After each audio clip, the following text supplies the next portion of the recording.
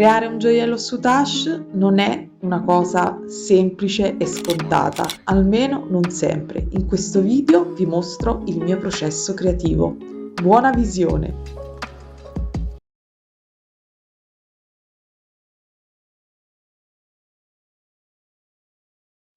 Parto subito mostrandovi il caos che è rimasto sul mio banchetto, ma vi mostro anche il disegno da cui ero partita. Eh sì, perché il primo step è un disegno e poi partiamo un po' con le spiegazioni sommarie. Non è un vero e proprio video tutorial, ma può sicuramente esservi di ispirazione. Ecco la partenza. Se mi seguite sapete che ho fatto su YouTube il tutorial di questi orecchini con i cabochon piastrella. Bene, avevo dei cabochon più grandi e quindi ho deciso di fare un ciondolo. Mentre gli orecchini sono semplici ed elegantini, con il cabochon grande ho voluto strafare. La prima parte del video in cui ho semplicemente cucito le piattine attorno al mio cabochon utilizzando una base, non l'ho registrato, ma per chi mi segue trova sicuramente dei tutorial di riferimento sul canale. Quindi sono partita, scusatemi, da qui e adesso vi mostro step by step qualche foto partendo dal mio disegno e continuiamo con i decori. Continuiamo proprio con il processo creativo a cucire il nostro soutache. Sarà un bel ciondolo prorompente, l'avete visto all'inizio del video, e utilizzerò colori a contrasto perché naturalmente mi sento ispirata. Utilizzerò anche degli elementi diversi, le bugle che non avete mai visto, insomma, forse qui su YouTube all'interno del mio canale, e quindi mi divertirò anche io a sperimentare. Vi mostro qualche pagina del mio sketch, come vedete ci sono tanti progetti ancora da fare, quindi ne abbiamo di tempo per sperimentare. Ok, partiamo. Come già detto, nella prima parte ho incollato il cabochon alla base e cucito le piattine. Ho utilizzato diversi colori di Miyuki ed anche il filato trasparente, vedrete più avanti nel video, e po' di perline, le bugle come già vi ho detto, la colla che serve sempre, ago della Tulip numero 10, questo è il mio puntaspilli fantastico, quindi ho cucito all'inizio queste piattine tutte intorno e poi sono andata avanti. Trovate il tutorial della partenza di come incollare, di come cucire sul mio canale, ve li metto giù nell'info box se volete replicare anche questi orecchini che vi sto mostrando. Secondo step, fatta la parte centrale, dobbiamo andare a fare questi archetti nella parte superiore. Come facciamo gli archetti? Prendiamo due piattine e le cuciamo, vedete, semplicemente punti più ampi all'esterno e piccini all'interno, perché questi naturalmente si vedranno dal basso nella nostra lavorazione. Quindi prendo semplicemente due pezzetti di soutache e comincio a cucire insieme. Poi li chiuderò e li andrò a posizionare sopra l'unione, vedete, ve lo mostro qui. Una volta cucite quindi tutte le piattine, le vado a posizionare in questo modo.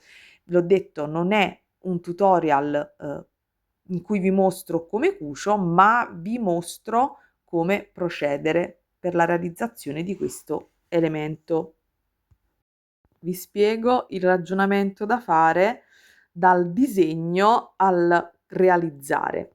Adesso voglio mettere una catena strass, quindi prendo la mia cassetta e comincio a decidere. Vado di contrasto, vado di colore, quindi perdo un po' di tempo e poi alla fine decido. Tra le tante ho scelto l'oro, ma alla fine mi sa che userò lei. Sì, ha delle belle screziature che mi piacciono. Ok, naturalmente prima di fare questa operazione dobbiamo andare a cucire, quindi fissare l'elemento, l'archetto, alla parte sottostante. Quindi posizionate l'archetto appena cucito lì su e cominciate a cucire con punti in diagonale, in trasversale, poi sul mio canale dovete andare a vedere i tutorial base. Una volta cucito poi tagliate le piattine, vedete, quelle che sporgono lì in alto. Poi mi rendo conto che lì vedete c'è un piccolo vuoto nella lavorazione, quindi con la colla metto un pezzettino di Beanie Foundation di feltro per appianare e poi comincio a cucire la catena strass. La catena strass è una cosa un po' complicata, ci si deve prestare un po' d'attenzione, la catena strass ha un elemento metallico tra i vari castoncini e quindi bisogna passare con l'ago il filo davanti e dietro a questi castoni.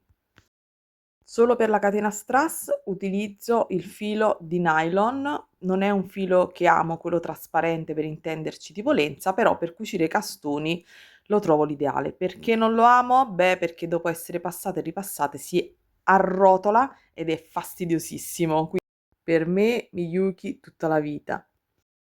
Poi, finito di sistemare la catena strass, come vedete c'è un bel dislivello tra l'elemento sotto e l'elemento sopra, poi ho utilizzato piattine di uno spessore diverso, quindi decido di appianare tutto il retro utilizzando questo velluto scamosciato bellissimo. Qui vi mostro la differenza proprio tra lo spessore delle piattine. Con un po' di colla ritaglio, diciamo, la toppa e procedo. Ed eccolo qui sul davanti la prima parte del nostro ciondolo messico. Catena strass, elemento sottostante. Adesso dobbiamo continuare sulla catena strass. Come fare? Come sempre, ago e filo. Dobbiamo fare ancora qualche giro e poi passeremo ai decori laterali e sottostanti. Persa la clip in cui mostro la cucitura della piattina arancio, ma andiamo direttamente alla parte successiva, tanto diciamocelo, quello è abbastanza facile.